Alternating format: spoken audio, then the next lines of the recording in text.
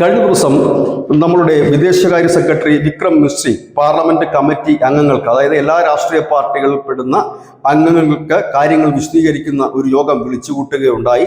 ആ യോഗത്തിൽ പഹൽഗാം ഭീകരാക്രമണം മുതൽ കഴിഞ്ഞ ദിവസം നമ്മൾ താൽക്കാലികമായി നിർത്തിവെച്ചിരിക്കുന്ന ഓപ്പറേഷൻ സിന്ദൂരിനെ കുറിച്ചുള്ള വിശദമായ കാര്യങ്ങളാണ് ആ യോഗത്തിൽ ചർച്ചയായത്. ഇതിൽ പ്രധാനമായി ഉയർന്ന ഒരു പ്രധാന ചോദ്യം, ഡൊണാൾഡ് ട്രംപ് പറഞ്ഞത് ഇത് ആണവ യുദ്ധമായി മാറുമായിരുന്നു, അതിന്റെ ലക്ഷണങ്ങൾ കണ്ടു തുടങ്ങിയപ്പോഴാണ് തങ്ങളടക്കമുള്ളവർ അതിൽ ഇടപെട്ടത് എന്നാണ് ട്രംപ് പറഞ്ഞത്.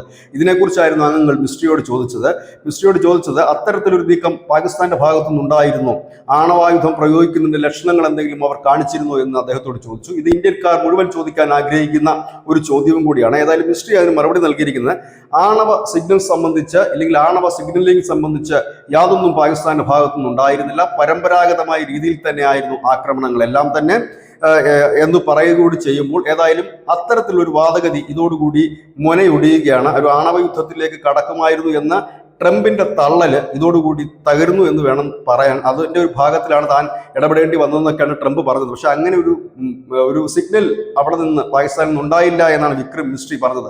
അതിനിടയിൽ വിക്രം മിശ്രിക്കെതിരെ വലിയ രീതിയിലുള്ള സോഷ്യൽ മീഡിയയിൽ അദ്ദേഹത്തിനെതിരെ ഹേറ്റ് ക്യാമ്പയിൻ ആരംഭിച്ചവർക്കെതിരെ സർവകക്ഷി യോഗത്തിൽ എല്ലാ രാഷ്ട്രീയ പാർട്ടികളും നിശിതമായി വിമർശിക്കുകയും മിശ്രിക്ക് പിന്തുണ നൽകുകയും ചെയ്തു.